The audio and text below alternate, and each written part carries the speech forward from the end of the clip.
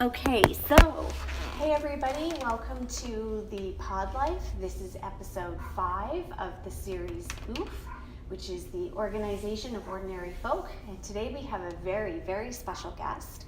Sarah Ordo is with us, and we're doing this podcast over the phone. So hopefully we don't have any technical glitches. We may have some guest appearances by her puppies, which is great. So Sarah, welcome and thank you for doing this. This is awesome. Rather than me introduce you, I would prefer, if you're okay with it, can you give us a little introduction of who you are and what you do? Yeah, absolutely. So my name is Sarah Ordo, and I do a lot of things. I always start out that way because there's a lot of stuff I do. I am a makeup artist. I am a business owner and entrepreneur here in the Detroit area. I am also a self-published author. I have 5 pieces for sale right now, 3 full-length books, a workbook, and a journal. I also do YouTube videos. I have a podcast called Her Best Fucking Life, and I do mindset coaching, and I think I have everything. I think that's it. I always feel like I go through the list and I'm like, am I saying everything? So I do a lot of stuff. Yeah, you do, totally. So maybe let's just break it down a little bit. So what was first? The makeup artist, the books, the podcast? Where did you start?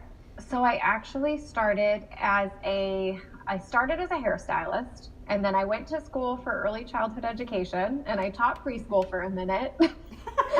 And then I switched back into the beauty industry and was doing hair and makeup, but I really loved makeup the most. So I started my business here in the Detroit area, 24 Luxe, and we do hair and makeup for weddings. So I was doing all that. And then what really led to the switch, I was doing a little bit of YouTube, and it was basically beauty focused since I was working in the beauty industry.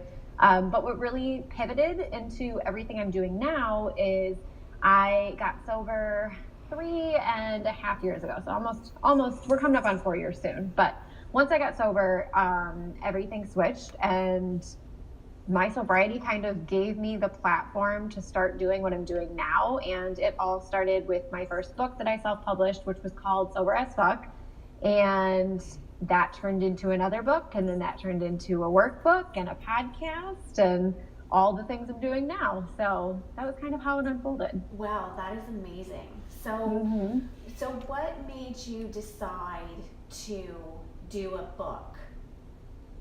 I was doing YouTube. Okay. I was doing YouTube videos about my sobriety. Okay. And I would record one kind of at every milestone, and they're all still on YouTube. You can still find them. Like the first one I did was when I was 30 days sober, and I was like brand new in sobriety and just kind of like talking about it because I didn't really know what I was doing yet, and I didn't know what to expect.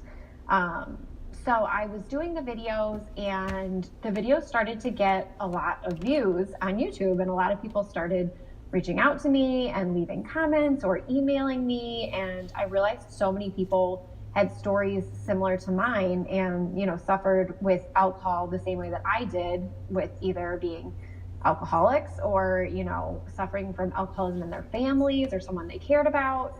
And it just kept creating this kind of stirring in me that I wanted to do something more. And I felt like I should have been doing something more with my story. And I actually started a blog that was soberaf.com, like way back in the beginning of my sobriety, before the book was even a thought yet. And when I had a dream around, probably about like a year and a half sober, I had a dream, and in my dream, I found a book on the floor, and I picked it up, and I didn't know what it was. It didn't have any like cover or anything. And when I started flipping through the pages, I realized they were all pictures of me when I had been like super drunk or at the bar. And I realized the words in the book were all my words, and it was my story. And so when I woke up, I so believe in like signs from the universe and dreams and God and all that stuff. So when I woke up, I was like, am I supposed to write a book? Like, what am I supposed to do? And so I just kind of went for it. I've always been a very ballsy kind of like, why not try this and see how it works kind of person. And so I just threw myself into it, and I finished the whole book in under 6 months. edited it, self-published it, and everything. Wow, It was insane. crazy. Yeah. So with respect to, I'm probably going to jump all over the place, and forgive me, because that's kind of how my mind works. Same here. Yeah. Okay, good. What made you like the self-publishing part of it? Do you find it difficult? Do you find it like, is that what works for you? Do you keep more control? Yeah, I first and foremost am a little bit of a control freak. Okay. And I was like, no, I want to know how I'm doing it. I want to know everything along the way. I want to have a say-so about everything. So that's like the first and foremost reason. It is hard, but now, like, I basically taught myself how to self-publish from YouTube and Google. Now there's a lot more resources about it, and there's a lot of people talking about it a bit more, because I think people are realizing that anyone can really self-publish a book if they put in the work and want to. So ultimately, the reason I decided to was I follow Cara Alwill-Leyba, The Champagne Diet, and I love her books. And she had self-published, like, I think at the time, probably 4 or 5 books already. And I remember listening to something she posted or reading something she posted talking about how she had been rejected by 19 publishers when she first started. Uh-huh. And I remember thinking to myself, okay, I've never written anything in my life. You know, this probably isn't like a New York Times bestseller written book, because I had never written anything longer than a college paper. And I was like, you know what? I don't want to waste my time. I don't want to contact all these people and have them tell me no. And I've always been kind of a do-it-yourself kind of person. So as soon as I realized, like, well, if someone can self-publish a book, so can I. And I started looking into it and realizing that there are all these resources out there. I was like, well, you know what? I'm going to do it. And I will say it's very empowering. I'm very proud of it, because a lot of people do ask me that question, like, well, why don't you try to get a publisher? And I'm like, you know what? There's something so fulfilling about knowing that I have done every single thing in all of my books, and it's all me, and I put in the work and the blood and the sweat and the tears and all that, and knowing that I did it myself, it just is a super empowering feeling. Yeah, I think that's how I would feel as well. Mm-hmm. So, like, with respect to before you're ready to, launch your book or whatever it is, do you have somebody who reads through it, edits, proofreads, all that kind of stuff, or do you do all of that yourself as well? That is the only, besides my covers, that is the only thing I outsource for, because I realize that, like, sometimes, like, we write something and the way we think it makes sense to someone else, it might not sound the same. Right. So I do use an editor for my books, and I actually was referred her by Cara Alwill-Leyba. I actually sent her a message and was like, who do you use for an editor? Like, how do you find one?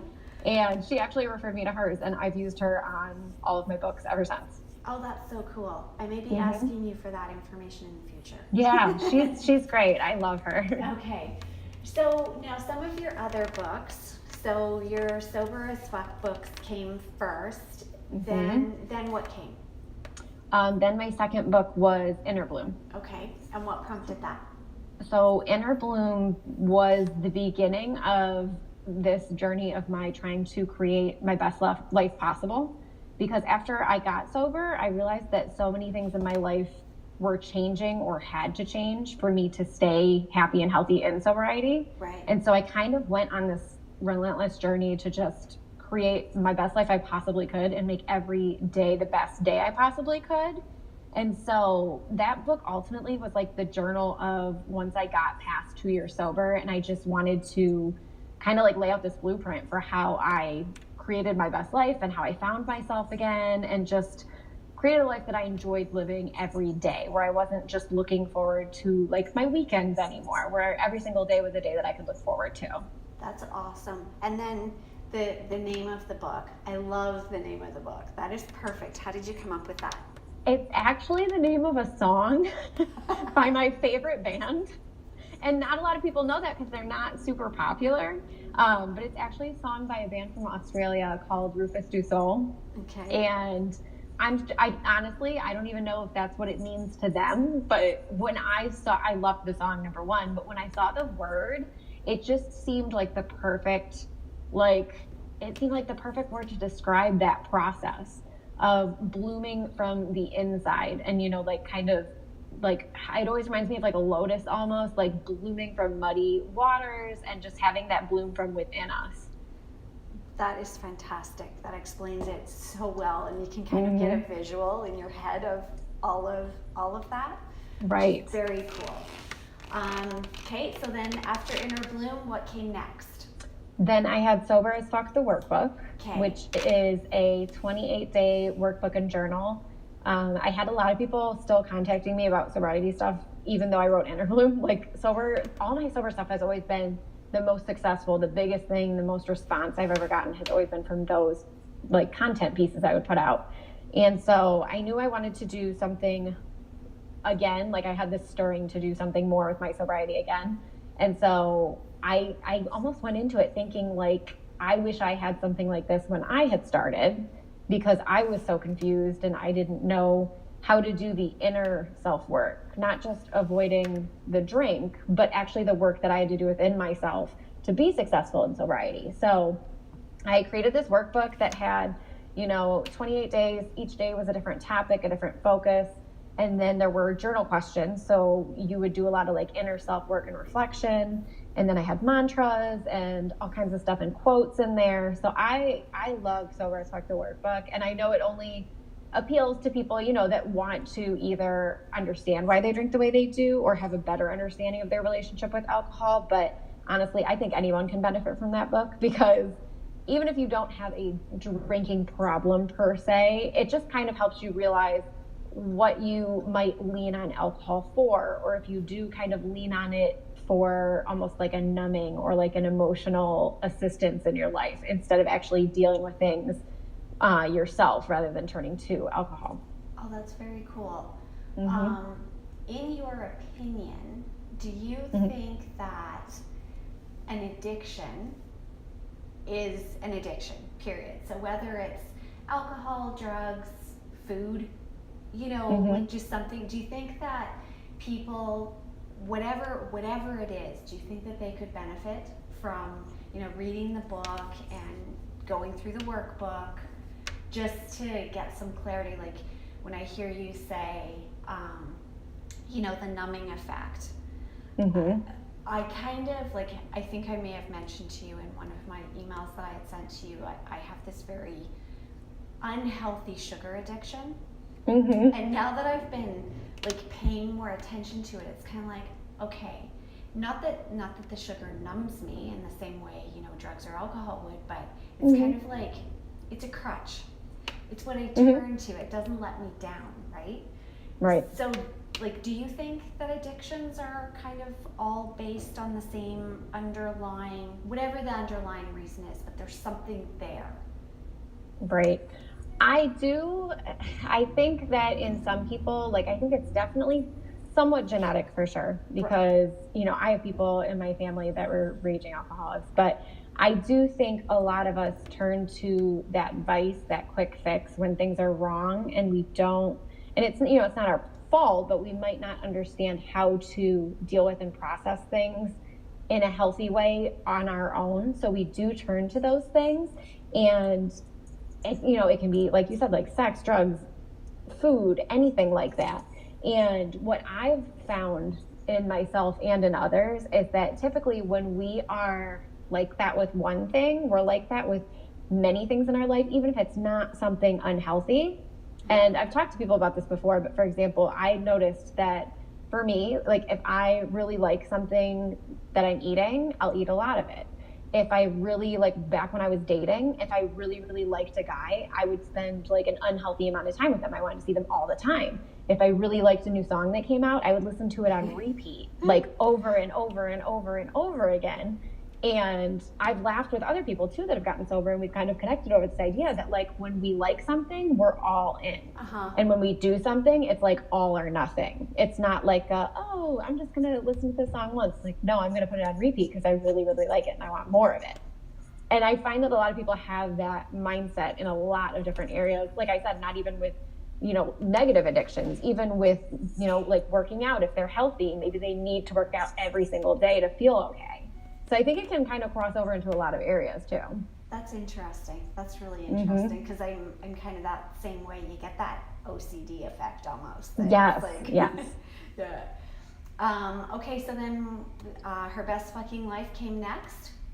Yes, that was the planner and workbook. So that one, I just honestly wanted to put something fun out for the first time. I felt like everything had been so serious, and I love planners, notebooks, journals, things like that. I love filling them out every day as part of my routine. And so for that one, I wanted to make something really cute that had things that I felt like my planners were lacking. So it wasn't just a to-do list, but I also wanted it to, be able to track your emotional state, your mood, what time you woke up, what time you went to bed, how you showed yourself self-love that day, and things like that. And I even included like an accomplishment list on it, like things I accomplished today, so that we give ourselves a little bit more credit rather than just pile on a bunch of things to do. And I found 60 quotes from 60 amazing women, celebrities, inspiring women, writers that I felt were just perfect for a woman that wants to live her best life every day of her life. So I had so much fun creating that. I really did. That's so cool. Yeah. And is it something, do you think, is that something to, for, that you would recommend for people to, give it a try? You get a lot of people who say, well, I want to try, but they don't actually do something. To try and empower females and Right. get them moving forward. Would you suggest that to, give them that little push? And, if you write stuff out, it seems to it sink sticks in. a little bit more. Yeah. I think it's great because not only does it make you kind of sit down and take a few minutes for yourself to do it, but I also think, I split it so the left side of the page is morning and then the right side of the page is night. So it kind of makes you sit down and take time for yourself, even if it's just 5 minutes twice a day. And I really like that because I think it does make you kind of slow down. And especially doing it first thing in the morning and first thing at night, kind of in the morning, it prepares you for the day. It gets you in the right mindset and gets you motivated and on track and positive. And then at the end of the day, it's a great way to reflect on what you've done and maybe reflect on what you'd like to do more of or less of, or what you'd like to try different. So I think it's just a really good accountability tool as well. Oh, okay. No, that's good. Listening to you talk, so we'll get to your book that was just released here this week, but listening to you talk, it's like, you can't be only 30. Oh, well, good. You were, like, everything that you've been through and how you talk and how you express yourself, it's like, seriously, you're only 30? And you know what's so funny is when people see me in person, I'm very tiny. I'm only 5 feet tall. Yeah. So when I tell them I'm 30, people look at me and they're like, "Are you serious?" Even at the grocery store earlier, someone said something about, and I was like, "Oh, it's my birthday this weekend," and she's like, "Oh my gosh, how old are you?" And I said, "I'm turning 30." And she looked at me like, "Oh my God, you're 30? Like, there's no way you could be 30. And I'm like, I am going to love that so much for as long as possible that I don't look 30. But I do. I'm very small. So I look young, but I don't know. I've always been like this though. Even when I was little, even when I was little, my dad actually saved it. He had we have a cottage up north, and I had made a chart, like a price chart, because I would do massages for my family. And he still has it. I was young, probably 8 or 9, and I would make these price charts of here, I can massage this area for this long, and I had a graph of how much it would cost, and then I literally made credit cards for my family that they could charge it, and everything cost 25 cents, so it was not money at all. And so my family could charge on these cards, and I wrote down they had a limit of $5. So I think I've always been kind of ahead of myself. That is so cute. That's adorable. Yeah, even from a young age, I was always a little ahead of the game, I think. Hey, that's perfect. Keep it going. Right. So your latest book has just been released. Yes. Tell us about that one. I love this book so much. And I laugh when I talk about it because I'm I love all of my books, and I love Sober because Sober started everything. But I love this book so much because this is the first time I was like, you know what? I want to write something kind of funny, like showing more of my personality, because after I started my podcast, I think people that were already following me started to realize that I wasn't just sobriety. And there was this like whole other side to me that people didn't even know about. And I would, I swear a lot and I would joke around a lot on the podcast and share funny stories. And so many people were reaching out to me like, oh my God, I love your podcast. It's so funny. It's so fun. I tell all my friends to listen to it. And so I knew I wanted to write a book that kind of mimicked that whole vibe. And I wanted it to be something that all women could relate to. So I definitely, like, 30 was coming. And I just started to realize at the end of my 20s how many things I learned or understood better, or how I grew as a person before I turned 30. Like, we change so much in our 20s, and we learn and grow and we experience so much. And so many like priorities in our life change by the time we turn 30 that I just knew, I was like, I need to write a book about this, because not only is it so like profound and have so many good like life lessons and things that I learned along the way, but I found there was like so many funny things and like satirical things that I could kind of poke fun at that all of us women do in our 20s and freak out about as we're about to turn 30 and get old, that I was like, I need to write a book about this. Like, I kept referring to myself as old because I was turning 30. Oh my God. And I started to realize, I'm like, I'm just getting started. I could still do anything I want. Like, this is not old at all. I'm still in my prime. And so I knew I just had to write a book about it. I was like, I have so many things to say about this. I couldn't possibly put it all in a podcast episode. So I started the book last year in February. So I gave myself a full year to write it, which I've never done that with any of my books. I've always been a little psycho and done them really fast. Right. So I was like, no, I want to write this whole thing out. I want to, find 30 solid things that I learned during what I called my quarter life crisis before I turned 30. And I had this list of all these amazing things, and I shared my experiences about them. And some of them are really serious. Some of them are a little bit more emotional, and some of them are really funny. And some of them I think are ironic, because every woman will hear it that's, either 20 or 40 and be like, oh my God, I felt that way before. And so I put it all together, and along the way somewhere I decided, like, I'm going to do a photo shoot and put myself on the cover of it. So I did that, and I put myself on the cover for the first time. And I just really took my time with this book. I put I just gave it a lot more like effort and time and heart. And, I reread it and I changed things so much, and I really got it perfect. And I didn't stress myself to do it by a certain amount of time. And I love this book. Everybody so far has given me such good feedback on it. So I'm so glad everybody else loves it too. And I just love it because I think, like I said, everyone can relate to it. Yeah. Someone that's 18 can take something from it. Someone that's 30 can take something from it. And someone that's, 80 years old can take something from this book and find it entertaining and, be able to relate to it. And so I love this book. It's definitely my favorite right now. That's awesome. The book cover is so amazing. It's adorable. I love it so much. Yeah, it's fun. It's so fun. It is, yeah. I wanted it to be fun. I kind of had this vision of it, and I was like, I need to do this. Like, I always have a vision of my covers before they're created. Yeah. And I always know, like, I can visualize what I want it to look like. And I just knew, like, this was the one I wanted to put myself on and finally just own it, 30 and just owning everything. That's fantastic. Absolutely fantastic. So clearly talking to you, you're a creative, and it sounds like your mind is probably always going.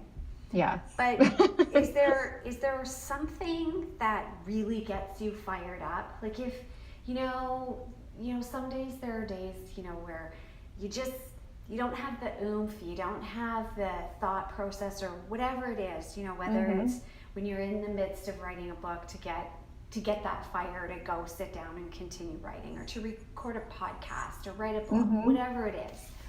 What's your fire?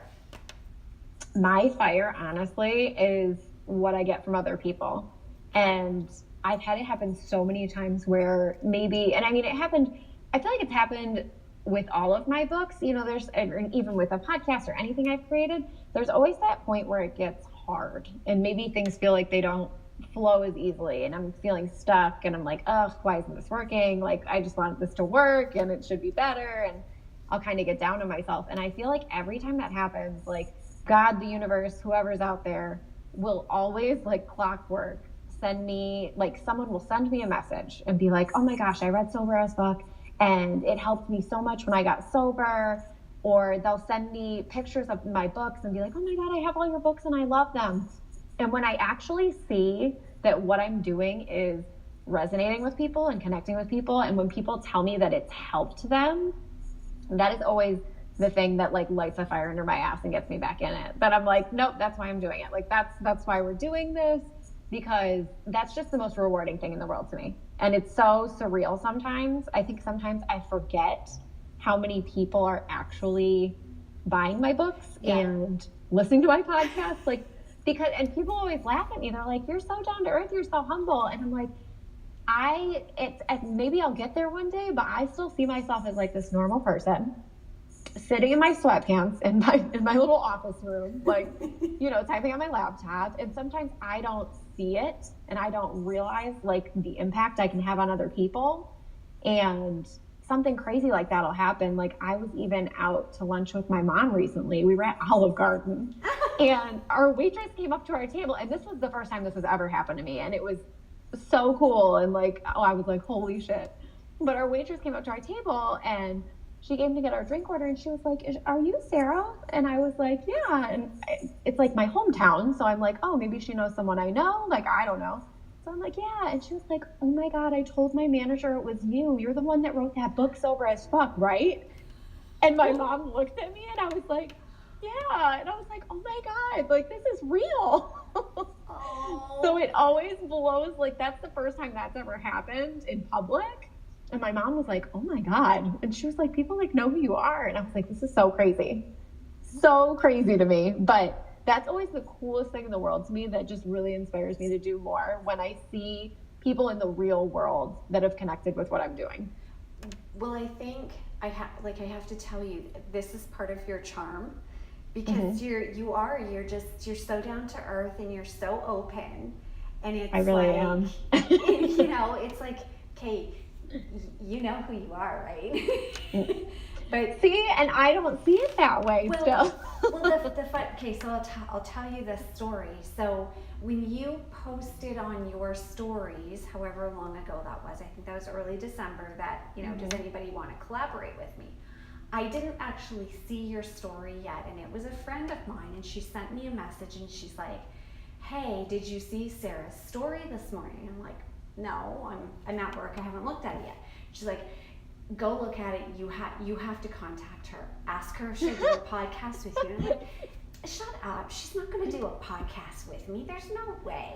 See, why wouldn't I? She sent me a message back and she's like, I know she will. She will. Just send her a message. And I'm like, I waited a little bit and then I'm like, okay, well, if the answer's no, the answer's no, but I'm going to try. And you responded right away. And I'm like, oh, you responded to little old me and said, yes.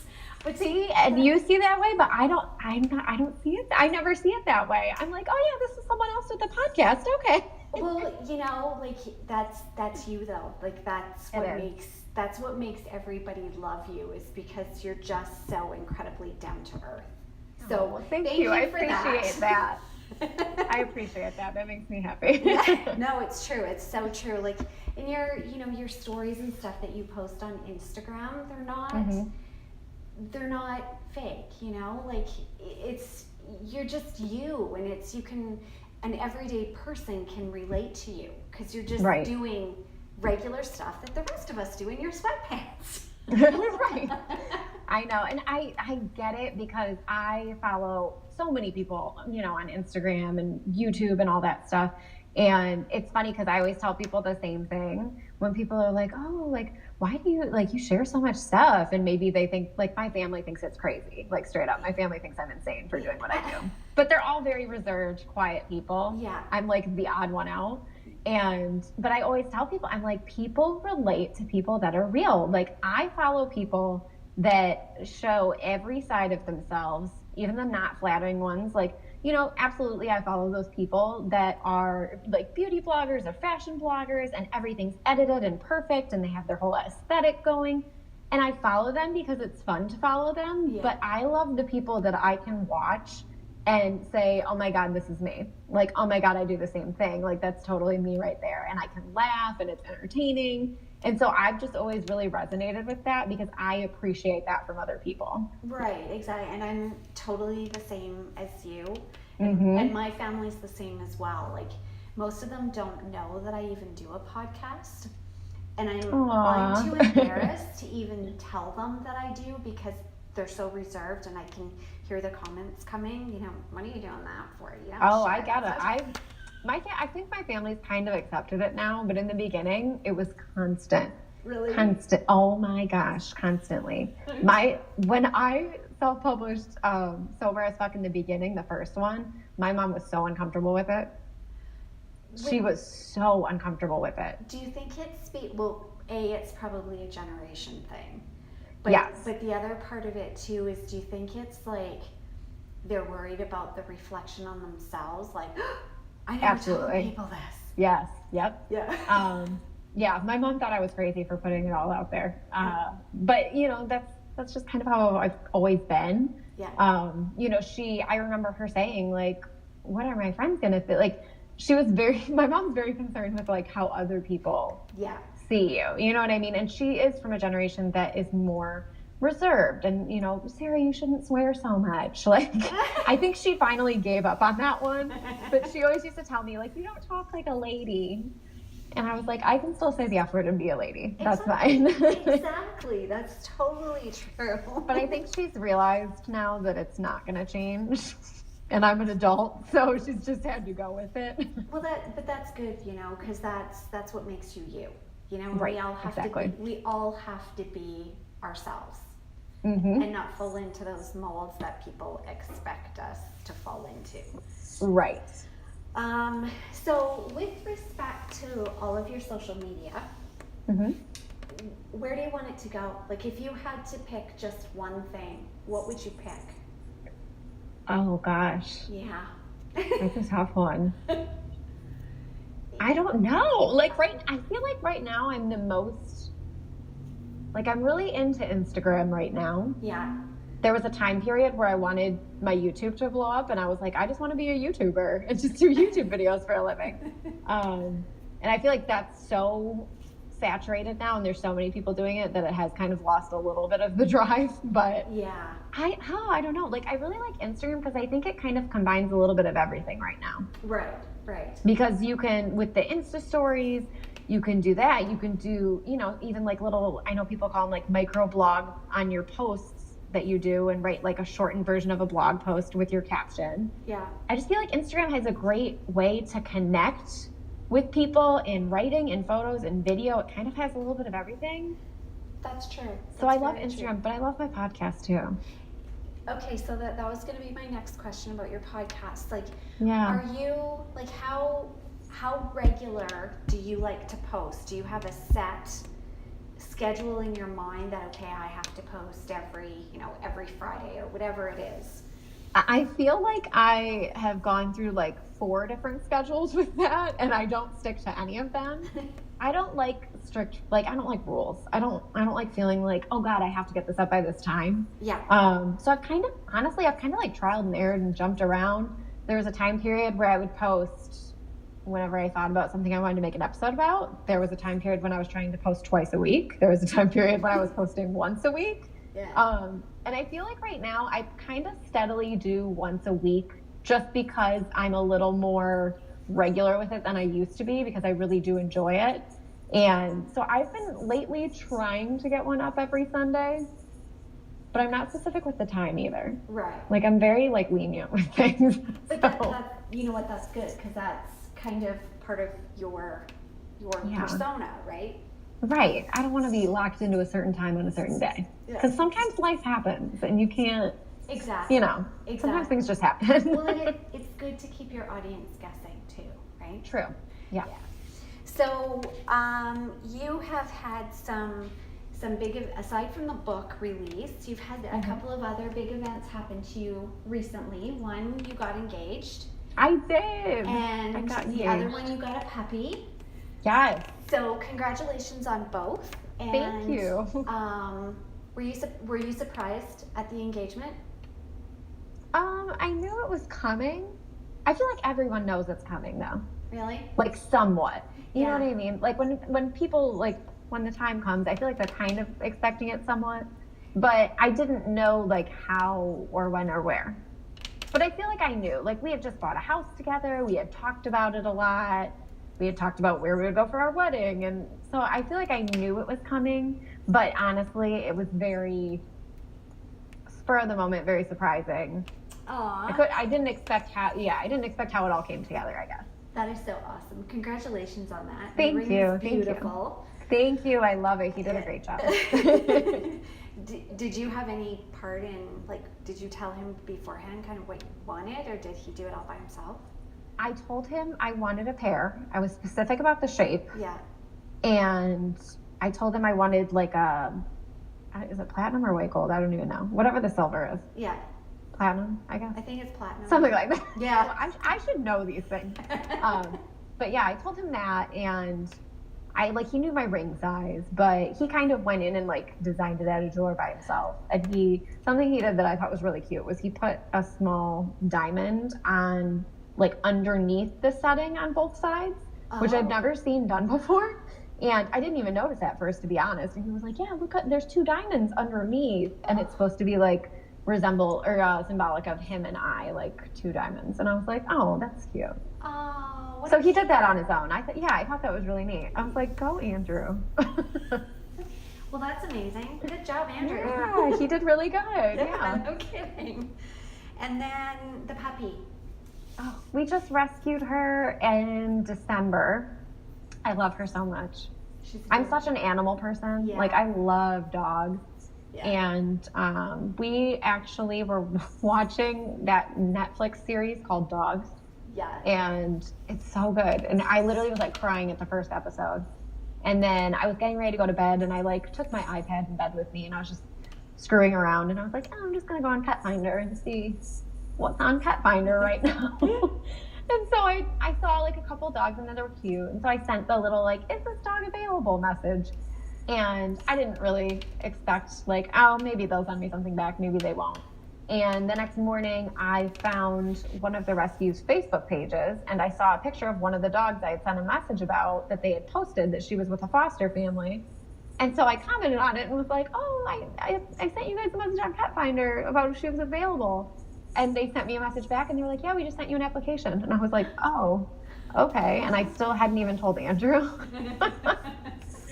So I literally like told him in the morning, I was like, hey, so this rescue sent me an application for a dog. And he was like, are we getting another dog? And I was like, well, we talked about it. And so I filled it out. And later that day they emailed me and were like, you can pick her up Saturday at 3.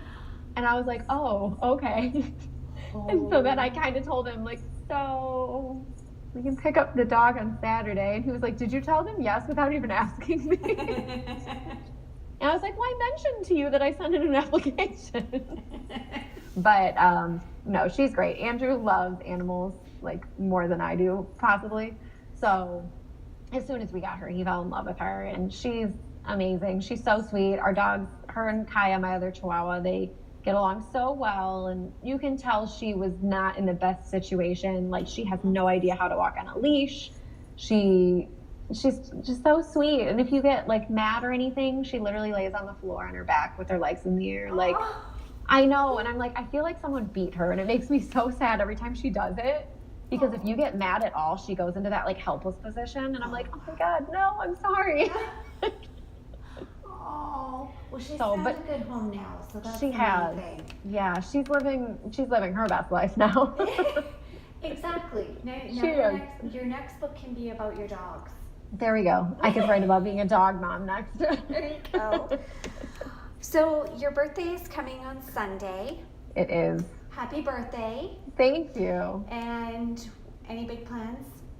Not really. Andrew and I just went to Chicago for a couple days just for kind of a little mini birthday getaway. And we just kind of enjoyed ourselves and ate really good food, and we had a nice little trip. And honestly, I just have to do one person's makeup this weekend at home, and I'm not working other than that. I told myself I was actually going to take some time off, which I never do.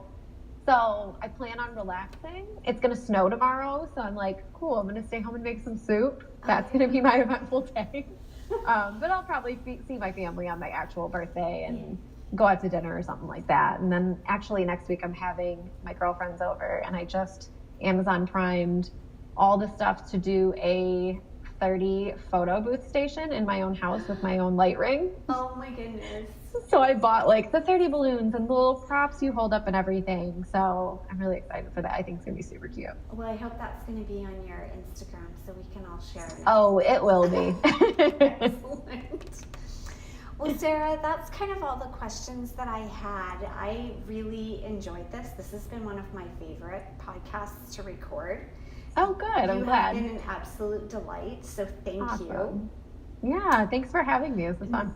No, it was great, and I hope we can keep in touch, and I'll be watching your Instagram stories to see what's new and fun and exciting. Awesome. And again, thank you so much. Like, you have no idea. Like I said, I didn't think that you would actually even reply to me. So the fact that you did this podcast is amazing. Oh, well, I'm glad you feel that way. I'm a regular person. Just always remember that. Absolutely. Well, you have a lovely weekend. Happy birthday, and congratulations on everything. Thank you so much. And just in listening to you talk today, you've really motivated me to kind of get going on my projects that I want to do and my creativity. So thank you for that too. Awesome. Yeah. I'm glad I could do that for you. Excellent. Well, thanks, Sarah. You take care. Thank you. I'll talk to you later. You bet. Bye-bye.